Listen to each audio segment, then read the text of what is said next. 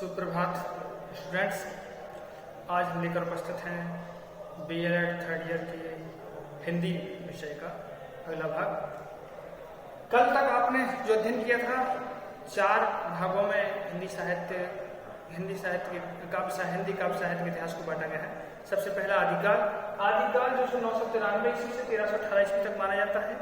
1050 संवत से लेकर 1375 संवत तक आदिकाल की सीमा मानी गई है। आदिकाल जो नामांकन हुआ है आदिकाल, आचार्य हजारी प्रसाद द्विवेदी जी ने आदिकाल को आदिकाल नाम दिया है।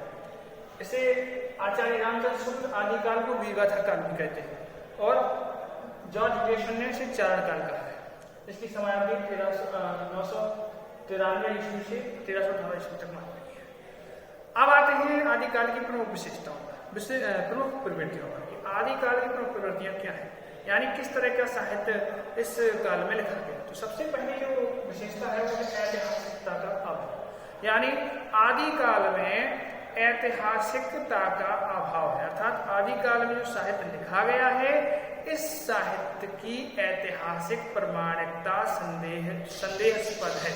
इसलिए जो है इस काल के साहित्य को इतिहास में कोई जगह नहीं दी जाती है। अर्थात ऐतिहासिक तिथियों के रूप में या ऐतिहासिक वर्णनों के रूप में इस काल के साहित्य को सम्मिलित नहीं किया जाता है। अगली जो विशेषता है वो युद्धों का सजीवकरण, चूंकि आचार्य रामचंद्र शुक्ल ने इस काल को वीरगाथा कहा है। वीर कौन हुआ? जो युद्ध लड़ेंगे। तो इस काल में युद्धों की अधिकता थी। जो आश्रयदाताओं के आश्रय में कवि रहते थे वे युद्धों में भी उनके साथ जाया करते थे। अपनी कविताओं के द्वारा, अपने साहित्य के द्वारा वीरों का वीरसैनिकों का उत्साह बढ़ाया करते थे। इसलिए इस काल के कवि युद्ध में खुद जाया करते थे। तो वहां उन्होंने जो देखा कि युद्ध किस तरह से हो रहा है उसका चित्रण किया। तो इनके वर्णन करने में इतनी सजीवता है कि आप उस साहित्य को पढ़ेंगे तो आपके सामने उनके द्वारा वर्णन किए हुए युद्ध का चित्र उपस्थित सा हो जाता है। ये इस काल के कवियों की प्रमुख विशेषता रही है। अगली विशेषता जो है वो संकुचित राष्ट्रीयता। आप सबको भली भांति ज्ञात है कि भारतीय राजनीति कई रियासतों में इस समय बटी हुई थी। अर्थात भारत एक राष्ट्र न होकर कई सारी रियासतों में बटा हुआ था। तो जो रियासतों के सरदार या जो रियासतों के प्रमुख हुआ करते थे या जो रियासतों के राजा हुआ करते थे, छोटे छोटे राजा, वे अपने छोटे से सीमित प्रदेश को ही, छोटी सी सीमित रियासत को ही अपना राष्ट्र या अपना देश मानते थे। यानी समग्र राष्ट्रीयता का अभाव इस काल की रचनाओं में भी दिखाई देता है। क्योंकि जो विशेषता होती है वही विशेषता साहित्य में झलकती है। इसलिए जो कि उस समय पे लोगों में भारतीयता या राष्ट्रीयता का अभाव था, इसलिए इस काल के कवियों ने भी राष्ट्रीय साहित्य ना लिखकर क्षेत्रीय या आश्रयदाताओं की प्रशंसा में साहित्य लिखा। अगली जो विशेषता है वो आश्रयदाताओं की प्रशंसा। ऐसे मैंने अभी थोड़ी देर पहले कहा है कि इस काल में जो कवि थे मुख्य रूप से वे अपने आश्रयदाताओं पर आश्रित थे। अर्थात उन्हें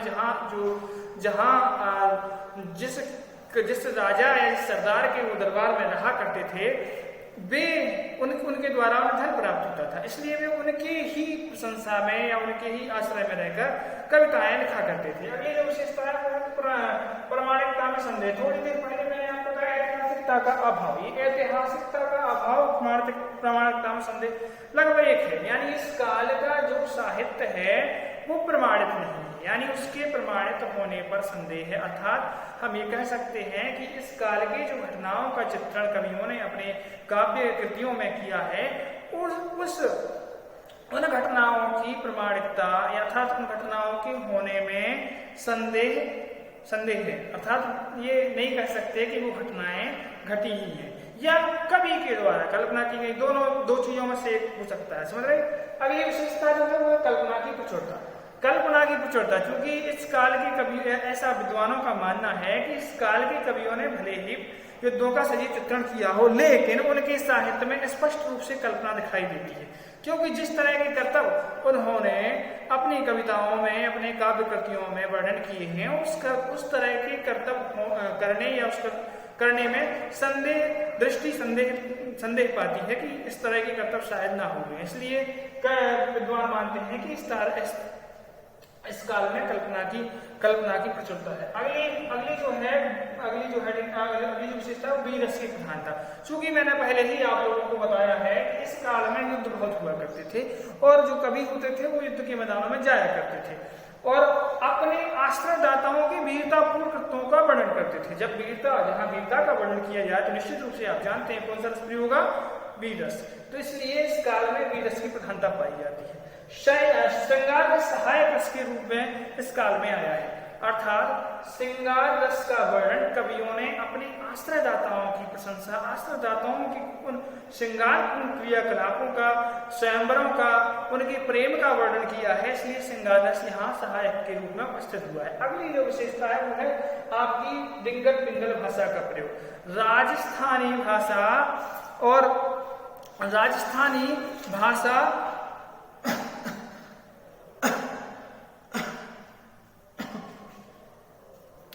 डिंगल पिंगल भाषा जो है राजस्थानी और अपभ्रंश के मेल से बनी हुई भाषा है और ये जो उस समय का जो साहित्य है, आचार्य रामचंद्र शुक्ल का मानना है कि इस समय के साहित्य में भी, आदिकाल के साहित्य में राजस्थानी और अपभ्रंश का मिश्रित रूप सामने आया है। उसी को उन्होंने डिंगल पिंगल भाषा कहा है। इसके बाद जो विशेषता आपके अंदर विशेषता है विभिन्न छंदों का प्रयोग। इस काल के कवियों ने विविध प्रकार के छंदों का प्रयोग किया है, जिसमें दोहा, छप्पय, सोरठा, रोला, चौपाई, हरगीतिका इत्यादि छंद, बहुत सारे छंदों का स्वाभाविक रूप से प्रयोग किया है। आज के लिए इतना ही, आगे अगले वीडियो में मिलते हैं। शुभ प्रभात, आपका दिन शुभ।